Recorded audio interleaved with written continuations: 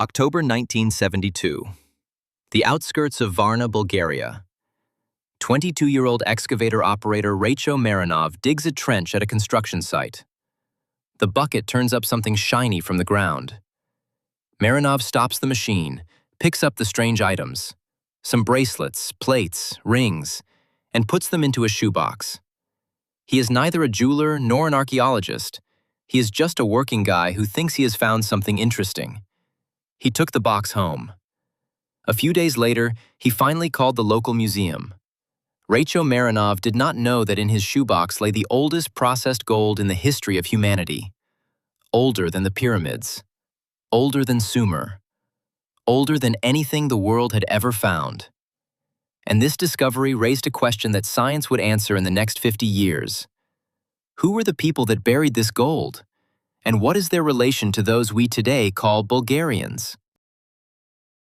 Archaeologists worked at this site for almost 20 years. 294 burials. More than 3,000 gold objects weighing about 6 kilograms in total. Dating from 4,600 to 4,200 years BC. But one grave made even seasoned scholars fall silent. Grave number 43. Inside lay a man, 170 to 175 centimeters tall. On his chest, gold plates. On his arms, massive bracelets. Nearby, a golden scepter, a symbol of supreme power. 1.5 kilograms of gold in one burial. Just think, in this one grave lay more gold than was found in the whole rest of the world during the same period, including Mesopotamia and Egypt. Who was this man? A ruler? A priest? A supreme blacksmith whose power over metal was equal to that of a king? And most importantly, who was the people that created the world's first gold civilization 1,500 years before the pharaohs? The land where this gold was found is not just a point on the map. It is one of the main crossroads in human history. Look at Bulgaria from above. From the north, the Danube and endless plains stretching into the steppe. From the south, mountains and the Mediterranean. From the west, the heart of the Balkans. From the east, the Black Sea and the road to Asia. Everything that moved between Europe and the Middle East, between the steppe and the Mediterranean, passed through this land. Every army, every trade caravan, every wave of migrants left its mark here. Farmers from Anatolia, horsemen from the steppe, Thracians with gold treasures, Roman legions, Goths and Huns, Slavic communities, the cavalry of Khan Asparuh, Ottoman armies. Layer by layer, like the rings of an ancient tree.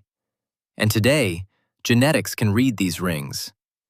The DNA of modern Bulgarians preserves each of these layers, and some of them can surprise even those who thought they knew this history. But to read these layers, it is not enough to know history. History is written by the victors, and it is full of gaps, myths, and outright lies. Genetics does not lie. Over the past 20 years, scientists have acquired tools that previous generations could only dream of. The Y-chromosome, passed strictly from father to son for millennia, almost without changes. This is the paternal line going back through the ages. Mitochondrial DNA, passed from mother to children. This is the maternal line, just as ancient and just as precise. And finally, autosomal DNA, the complete genome, the whole picture, all ancestors at once. Scientists have extracted these markers from the bones of people who lay in the ground for thousands of years. They collected samples from hundreds of modern Bulgarians from all regions of the country, and when they pieced the results together, the familiar story of Bulgaria began to fall apart. What they found turns everything upside down. Let's start with the oldest foundation. About 9,000 years ago, small groups of people began to move from Anatolia, present-day Turkey, to the Balkan Peninsula. They brought with them what Europe had never known: domesticated wheat, barley, goats, and sheep. These were the first farmers, and they forever changed this continent. When scientists extracted DNA from Neolithic burials in Bulgaria, the result was unequivocal. These people were genetically almost identical to Anatolian farmers.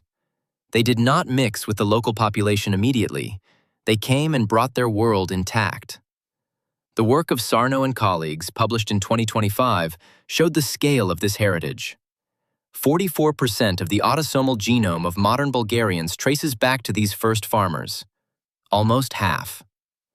The oldest and most powerful genetic layer laid down long before any empires or conquests. But the farmers did not come to empty land. Thousands of years before the first grain, people were already living here. Mesolithic hunter-gatherers. They built no cities and left no written records. But they left something more durable: their DNA. At the site of Malak Preslavets in northeastern Bulgaria, scientists discovered that up to 20% of the genome of the local Neolithic population belonged to these ancient hunters. This means that mixing did occur. Farmers and hunters did not just collide, they created families, and the traces of these families live on to this day. Haplogroup 1M423, one of the oldest Balkan lines going back to the Mesolithic. Haplogroup E-V13, practically endemic to the Balkans. Its age in western Bulgaria is estimated at 9,000 to 10,000 years. These markers did not disappear. They have survived through all the conquests, all the empires, all the catastrophes, and are still present in the DNA of modern Bulgarians. A silent legacy of those who were here first. Now imagine. About 5,000 years ago, a new power came from the east. Herders from the Pontic-Caspian steppe, a vast area between the Black and Caspian seas. Archaeologists call them the Yamnaya culture. These people domesticated horses, built wheeled carts, and spoke a language that would become the ancestor of almost all European languages. They did not ask for permission. They came and changed the genetic map of the continent forever. The work of Sarno and colleagues showed the steppe component in the genome of modern Bulgarians constitutes 43%, not background noise, a fundamental part of the genome. Remember the man from grave 43 in Varna? He lived 1,000 years before the Yamnaya wave. But it was that world, the world of the steppe, metal, and horses, that absorbed his civilization and rewritten the genetic future of the Balkans. The old gold remained in the ground. New blood flowed in the veins. Steppe riders mixed with those who came before them, the farmers and hunters. And from this mixture, a people was born, whose name is known by everyone who has ever opened a textbook of ancient history: the Thracians. The same ones who gave the world Spartacus and the legend of Orpheus. But who were they genetically? In 2019, a team led by Modi and colleagues extracted DNA from 25 individuals buried in Thracian necropolises of the Bronze Age in Bulgaria. Men, women, children, people who lived 3,000 to 4,000 years ago. The result was clear. All mitochondrial haplogroups were exclusively West Eurasian. The most common was haplogroup H, 33%, almost identical to modern Europeans. On genetic maps, the Thracians stood right in the middle, between Anatolian farmers and steppe peoples, a living bridge between the two worlds. Exactly what one would expect from a people born on this land. But here's what is surprising. The contribution of Thracians as a distinct genetic component in modern Bulgarians is only 12 to 15%. A people that lived on this land for millennia, and only 1/10 of the genome? Because the Romans came to the Balkans, and the Romans did not just conquer, they mixed peoples on a scale the world had never seen. A team led by Olalde and colleagues studied ancient DNA from Roman Balkan cities, Viminacium, Zadar, and others. Up to 1/3 of the inhabitants turned out to be non-local. They were migrants from western Anatolia and northern Levant. A doctor from Antioch, a merchant from Smyrna, a soldier from Syria. The empire moved people across thousands of kilometers. They came, settled, started families, and their DNA remained forever. The Roman Anatolian contribution to the genome of modern Bulgarians is about 22%. 1 in 5 genetic ancestors of a modern Bulgarian came to the Balkans along Roman roads. Then Rome fell, and chaos flooded the Balkans. The 3rd, 4th, and 5th centuries, the era of great migrations. Goths from the north, Huns from the east, Sarmatians, Alans, Gepids, whole confederations of tribes rolling across the Balkans wave after wave. Olalde and colleagues found their DNA in burials from this period. People with Steppe and Northern European genetic admixture, unlike local Thracians or Roman migrants. They were here. They left bones in the Balkan soil. But here's what is astonishing. By the 7th to 8th century, their genetic trace completely disappears. Neither in Y chromosomes nor in the autosomal DNA of later Balkan populations. Nothing. As if they had never existed.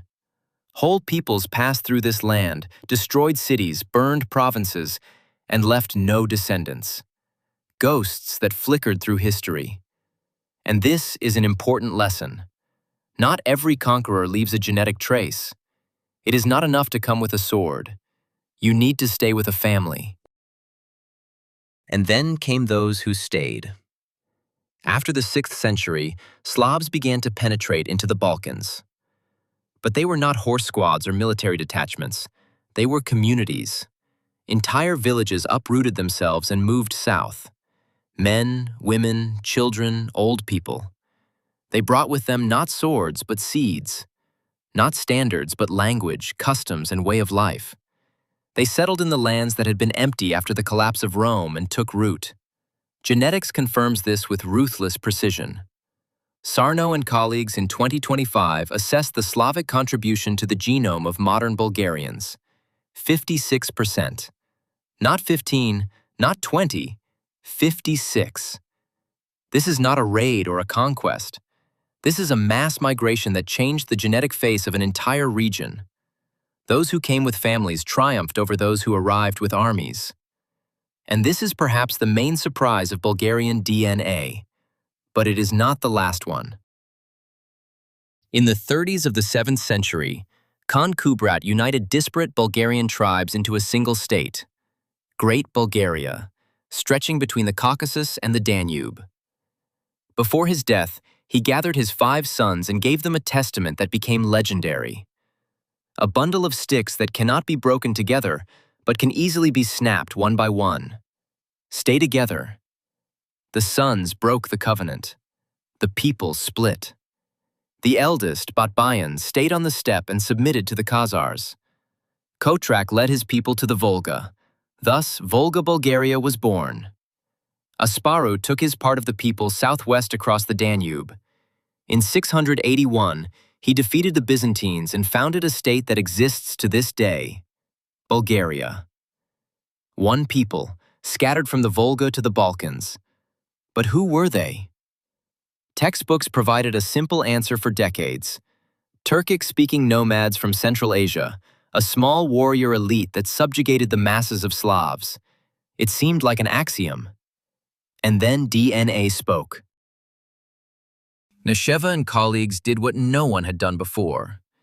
They extracted mitochondrial DNA from the bones of people buried in early medieval necropolises in Bulgaria, burials attributed specifically to Protobulgarians. Not Slavs, not Thracians, not Roman colonists. These were people who lived in the 7th to 9th centuries, in the era of the First Bulgarian Empire. Warriors, women, children of a people that textbooks said came from the depths of Central Asia. The result was stunning. All identified haplogroups, H, J, T, U, and others, bore no relation to East Asia. Not a single East Asian line. Neither A, nor C, nor D, nor F, nor G. None of what is characteristic of Turkic and Mongol peoples of Central and East Asia. If Proto-Bulgarians were indeed Turks coming from Altai, their women should have carried East Asian maternal lines. These lines are absent. They are simply not there. Perhaps, you might say, it's a selection issue. Maybe mtDNA is only the maternal line, and it does not reflect the complete picture. A fair point. But then let's look at the paternal line. Karachanak and colleagues conducted the largest study of Y chromosomes among Bulgarians, 808 men from all regions of the country. If Protobulgarians were Turks from Central Asia, we should see characteristic markers, haplogroups C, N, and Q, typical for Altai and Central Asian Turkic peoples. Among Kazakhs, Kyrgyz, and Tuvans, these haplogroups constitute tens of percent. Among Bulgarians, 1.5%. In total, all three together. This is exactly as much as among the French, Germans, or any other European people. Background noise, nothing more. The author's conclusion was direct and unequivocal. The data do not support the hypothesis of a common paternal origin of Proto-Bulgarians and Central Asian Turks. In other words, there is no connection. Two independent studies, two different types of DNA, one and the same answer. But let's take the question to the end. Let's look at the maternal lines of modern Bulgarians, not ancient, but those living today. If Turkic nomads truly constituted the core of the Bulgarian ethnos, over 13 centuries their East Asian maternal haplogroups must have accumulated to a noticeable level. The reality: East Eurasian mitochondrial lines C, D, and Z among modern Bulgarians constitute 0.2, 0.4, and 0.1% respectively. In total, 0.7%. Less than 1%. This is not a trace of a people. This is statistical error. For comparison, among Turkic-speaking peoples of Central Asia, East Eurasian maternal lines constitute from 30 to 60%. The difference is not orders of magnitude, it's orders. Paternal lines, no connection. Maternal lines, no connection. Ancient DNA of Proto-Bulgarians, no connection. 3 blows to one myth. 3 independent lines of evidence. Ancient DNA of Proto-Bulgarians. Y-chromosome of modern Bulgarians. Mitochondrial DNA of modern Bulgarians. All 3 tell the same thing. There is no connection to Turkic peoples of Central Asia. But then the question arises, which has been hanging in the air for a few minutes now. If Proto-Bulgarians were not Turks, then who were they? The answer began to be sought by linguists. They re-examined ancient Bulgarian inscriptions and the so-called List of Bulgarian Khans. The results challenged the traditional version.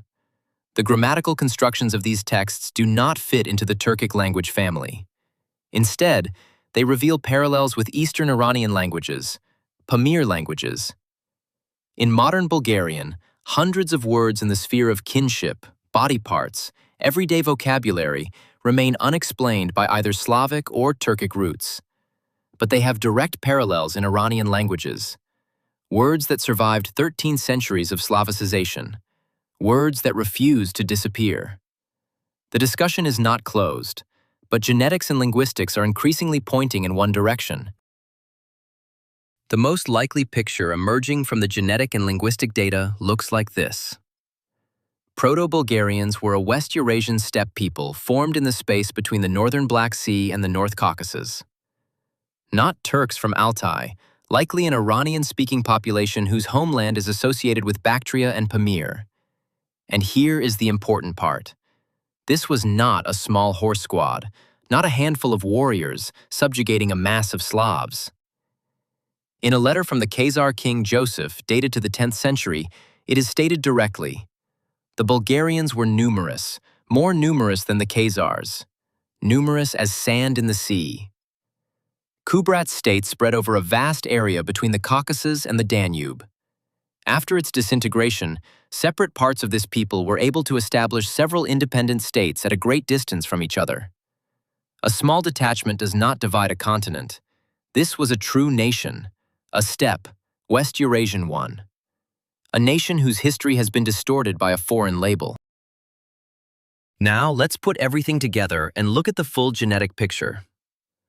In 2025, Sarno and colleagues published the most detailed study of the autosomal DNA of Bulgarians to date.